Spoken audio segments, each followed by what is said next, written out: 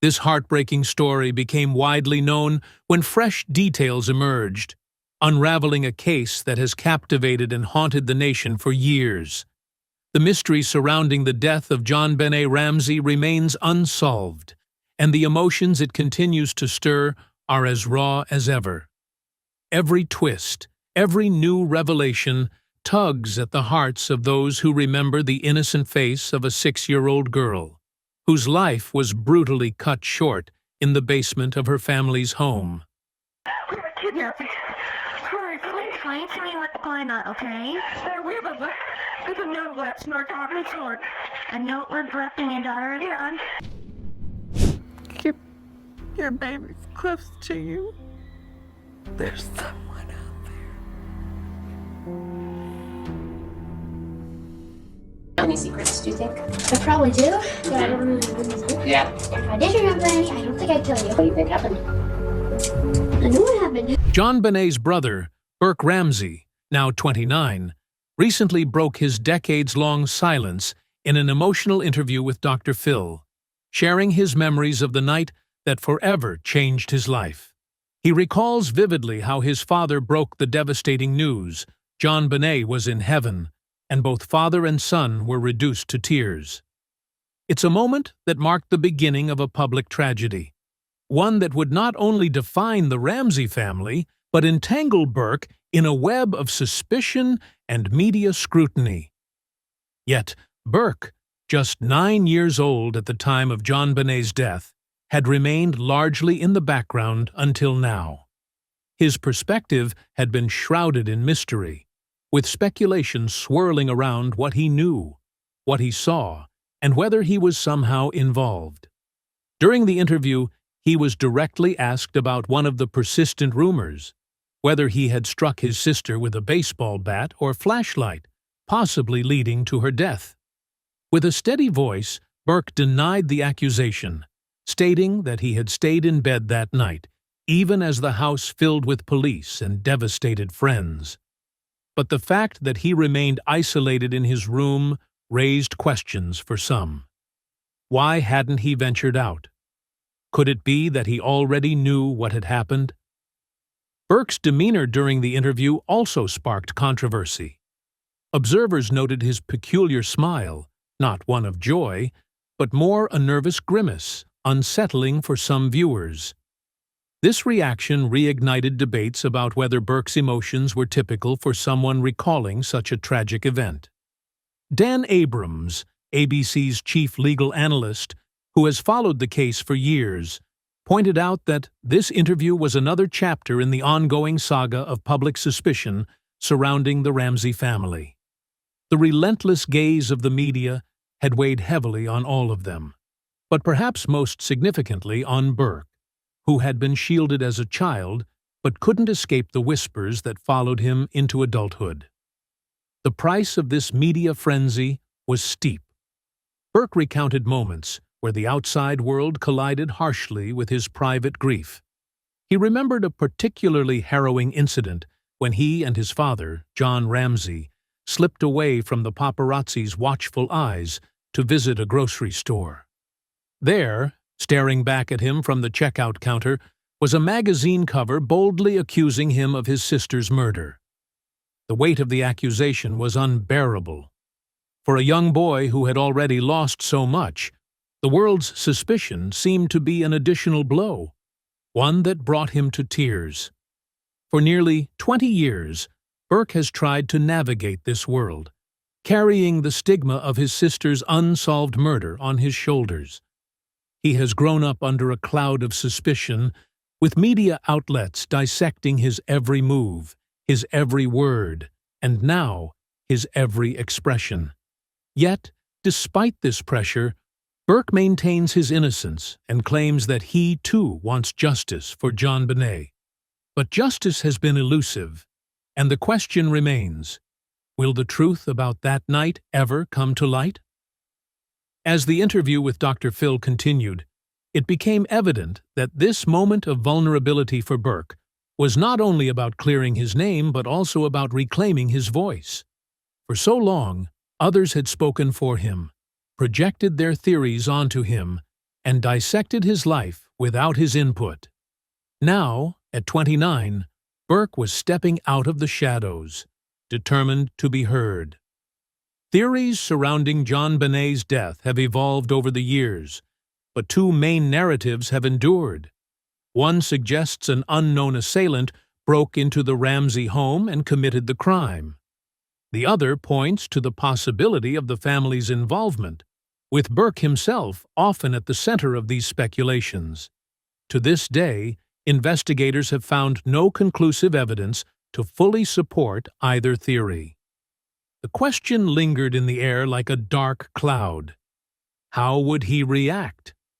Burke, always known for his quiet demeanor and private nature, had tried to live a life of normalcy, shielding himself from the weight of his family's tragic past. But this incident, this devastating event, shattered any semblance of peace they had once clung to. It all began the morning after Christmas, a day that should have been filled with warmth and celebration. Instead, it was marked by horror. A ransom note was discovered in the Ramsey home, demanding an oddly specific sum of $118,000 for the safe return of their young daughter, JonBenet. The quiet home, once filled with the echoes of holiday cheer, was now drowned in confusion and dread. Panic swept through the household. Before the family could fully comprehend the note's chilling words, John Ramsey made a discovery that no parent should ever face.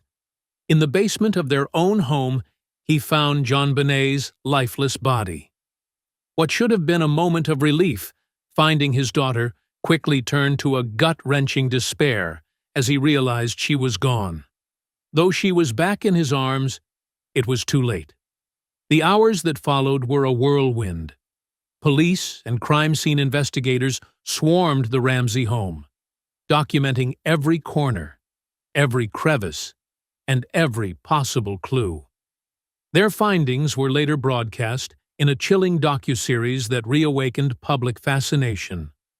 JonBenet had been brutally murdered, strangled with a garrote, her skull fractured, and unmistakable signs of intimate assault were present. And yet, amidst the horror, no obvious signs of forced entry were found. In a tragic twist, the very walls of the Ramsey home became a cage of suspicion, trapping the family in a nightmare of accusations. Soon, all eyes turned to Burke. In previously unseen tapes featured in an A&E documentary, police questioned him relentlessly. When had he last seen his sister alive? Did he know more than he let on? Whispers of a grim theory floated around that perhaps Burke had accidentally killed JonBenet in a tragic mishap, and that the family had covered up the crime. The evidence mounted. A flashlight, found in the home, was flagged as a possible murder weapon. A makeshift strangulation device, eerily crafted from Patsy's paintbrush, seemed to tell a story of premeditated violence. Could someone inside the home have done this? The question hung over the case like an inescapable shadow. The odd ransom note, written on Patsy's notepad, became a focal point. It was long, detailed, and almost rehearsed, leading investigators to suspect that only someone with time, perhaps a family member, could have penned it. The police, growing increasingly confident in their case, pushed harder, confronting the Ramseys with damning words. "We have trace evidence linking you to JonBenet's death." Yet through it all, Patsy remained steadfast. "Go back to the drawing board," she urged. "I didn't do it. John Ramsey didn't do it, and we have no idea who did." The media, however, was relentless. Camera crews and reporters circled their home like vultures, feeding off the tragedy. Looking back, it seemed like an impossible storm to weather. But at the time, the Ramseys were so engulfed in grief that the external chaos felt almost distant, trivial, compared to the enormity of their loss. The Ramseys were never charged with JonBenet's murder. Yet the court of public opinion had already cast its verdict. Every interview, every appearance was dissected with intense scrutiny. In this particular moment, it was one of the first times John and Patsy had spoken publicly since their daughter's death. Their faces bore the weight of untold grief, and their voices trembled as they navigated the minefield of accusations.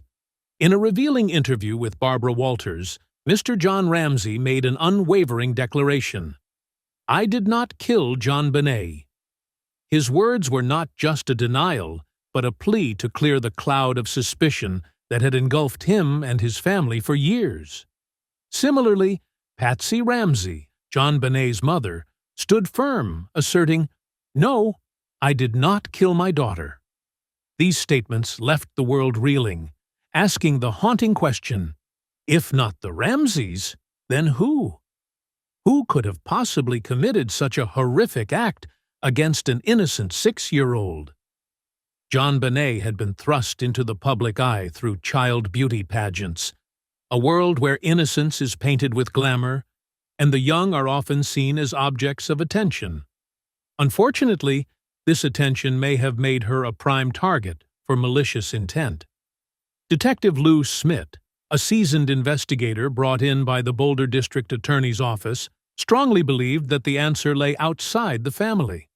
He argued that a malevolent intruder was the true culprit, a shadowy figure who exploited the darkness of that night to carry out unimaginable cruelty. Smith's theory took a chilling turn when he revealed that the intruder likely led JonBenet to the farthest, most concealed part of the basement to commit the crime, away from any hope of rescue. Violence, violence. What if everything you thought you knew was wrong? Violence, violence. The Boulder police initially missed crucial pieces of evidence, and Smith's team uncovered clues that changed the trajectory of the investigation. A broken basement window, seemingly insignificant at first glance, was later seen as a possible entry point for the intruder. Additionally, footprints discovered near the crime scene matched the pattern of a stun gun that was believed to have been used on JonBenet. The revelation sent shockwaves through the case, pointing to the possibility that the intruder theory was not just speculation, but a plausible reality. John Ramsey, reflecting on the past, admitted his deep regret over allowing JonBenet to participate in those beauty pageants. In a heartbreaking moment of reflection, he pondered aloud, was it naive to let her compete in pageants? Probably.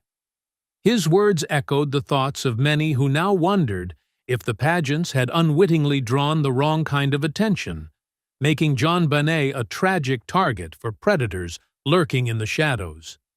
The regret in his voice was palpable, a father agonizing over decisions he never could have foreseen, leading to such a devastating outcome.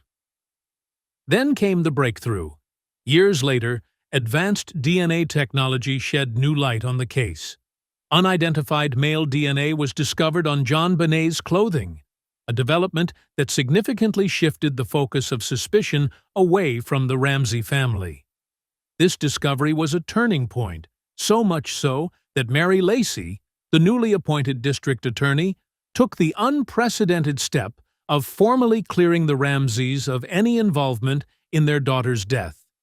Vindication came at a cost. Too late for Patsy Ramsey, who passed away from ovarian cancer in 2006, never fully able to live free of the accusations that plagued her in life. But what does justice really mean when the answers seem forever out of reach? Violence today. John Ramsey leads a quiet life in Michigan. He has remarried, but the weight of his past remains with him. In interviews, he has spoken candidly about his personal struggles, particularly with the idea of forgiveness. At first, he couldn't fathom forgiving the person responsible for JonBenet's death. The pain was too deep. But over time, John realized that holding on to anger was like poison, hurting only himself. While he may never find peace with what happened, he has learned to release the bitterness that once consumed him. Meanwhile, Burke Ramsey, JonBenet's older brother, now works as a software engineer and largely stays out of the spotlight. Yet, his brief return to the public eye years ago left many questioning the wisdom of such a move. The appearance generated mixed reactions, with some sympathizing with him while others remained suspicious, despite there being no evidence to implicate him in his sister's death. In the court of public opinion, innocence is often not enough to escape scrutiny. Tonight, JonBenet Ramsey's brother, Burke, speaks publicly for the first time in 20 years about the tragedy that has haunted his family. Now 29, Burke recalls his sister's death and the grief that followed. He remembers being told by his father that JonBenet was in heaven, a moment that brought him to tears as a child. Burke was just 9 years old when his sister, a young beauty queen, was murdered in their home, a crime that remains unsolved to this day. There have always been two main theories: that an intruder was responsible or that someone within the family was involved. Despite years of suspicion, Burke denies any involvement and insists he was asleep during the investigation. Some questioned his behavior in past interviews, interpreting his nervous smiles as strange, but legal expert Dan Abrams explains they were likely signs of discomfort, not guilt. The media played a huge role in shaping the narrative. Burke recalls how headlines even falsely accused him at one point, adding to the immense emotional toll on him as a child. His return to the public eye stirs renewed interest in a case that has left more questions than answers for decades. By sharing his side of the story now, Burke hopes to find peace, but the mystery of what happened to JonBenet continues to linger, leaving many still searching for justice. The night was unusually quiet and peaceful, embodying the calm that the Ramsey family had come to cherish. Their preference for privacy, their longing for normalcy in a world that often seemed chaotic, had always been their way of life. But in an instant, the tranquility of their home was shattered. It was the morning after Christmas, when a disturbing ransom note was discovered inside their home, demanding $118,000 for the safe return of their daughter, JonBenet. What began as an ordinary holiday became a nightmare, disrupting the fabric of their everyday existence. Confusion and desperation gripped the family. The note, meticulous, eerie, set a cascade of terrifying events into motion. It was a chilling call for help, one that led to a frantic search for understanding and safety. The Ramsey family reached out to emergency services, desperately trying to comprehend the severity of what they were facing. The day spiraled into darkness when John Ramsey, the father, discovered his daughter's lifeless body in the basement. He described an overwhelming flood of emotions, a moment of hope quickly drowned in the devastating reality that JonBenet was no longer alive. In that basement, a scene too horrific for words was captured in the initial investigations, later revealed in a docuseries by Investigation Discovery. JonBenet had been strangled with a makeshift garrote, suffered a skull fracture, and tragically showed signs of intimate violence. The investigation immediately turned inward, as there were no signs of forced entry. Who could have committed such a crime? With the evidence contained within the home, suspicion quickly fell on the Ramsey family themselves. Was it possible that the people who loved JonBenet most had something to hide?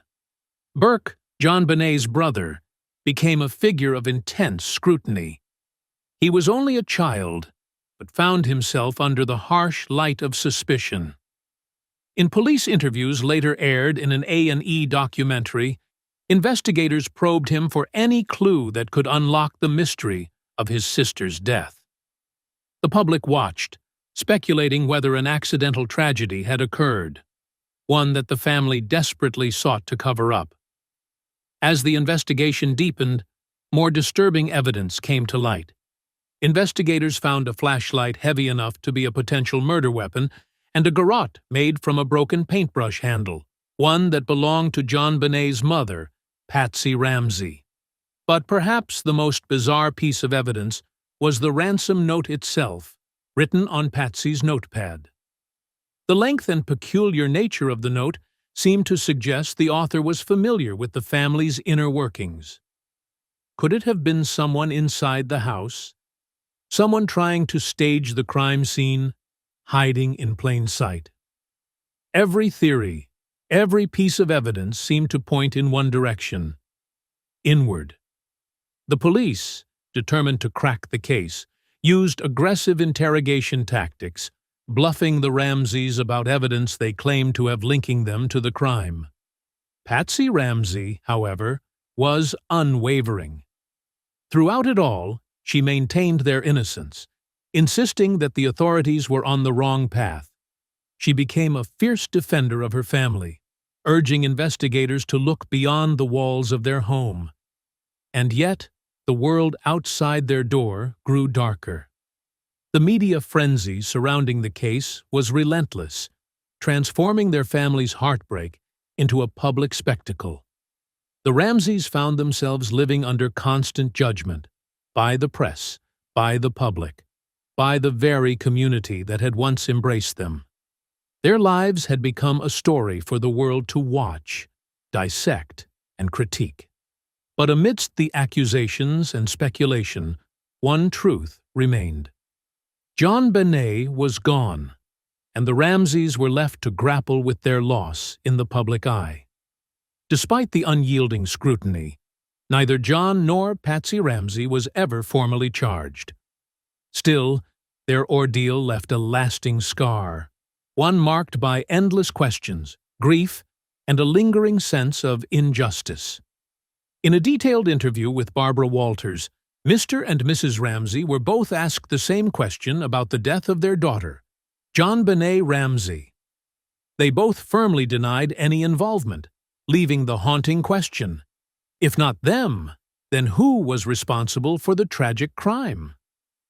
JonBenet, a young girl with an innocent charm, became the center of a horrific and mysterious case. Lou Smith, a seasoned detective hired by the Boulder District Attorney's Office, believed that a sexual predator was responsible for her death. He theorized that this predator lured JonBenet to a secluded area in the basement, where the crime took place. This theory was supported by physical evidence that the police had initially missed. A broken window suggested a possible entry point for an intruder, and the presence of unusual footprints and stun gun marks on JonBenet's body pointed to a well-planned attack. Over time, new information emerged, including unknown male DNA found on JonBenet's clothing. This discovery shifted the focus away from the Ramsey family and led to their eventual exoneration by the district attorney. Unfortunately, the clearing of their names came too late for Patsy Ramsey, who passed away from cancer in 2006. John Ramsey, now living a quiet life in Michigan, has wrestled with feelings of anger and bitterness, but has come to realize the importance of forgiveness for his own healing. He now lives with the ongoing pain of the loss, but has found some peace in letting go of his anger toward the unknown perpetrator. Burke Ramsey, JonBenet's older brother, also struggled with the public scrutiny. After years of staying out of the spotlight, his decision to return to public life drew attention and criticism, reopening old wounds. Though he has been cleared of involvement, the cloud of suspicion still lingers in some people's minds. Despite advancements in forensic science and the efforts of investigators, JonBenet's case remains unsolved. The mystery of what happened that night continues to loom over her family and the public. For the Ramsey family and those following the case, the hope for justice remains. But with each passing year, the answers seem to slip further away. The tragedy of JonBenet's death and the unresolved nature of the case cast a long shadow, leaving a painful legacy that is still felt today.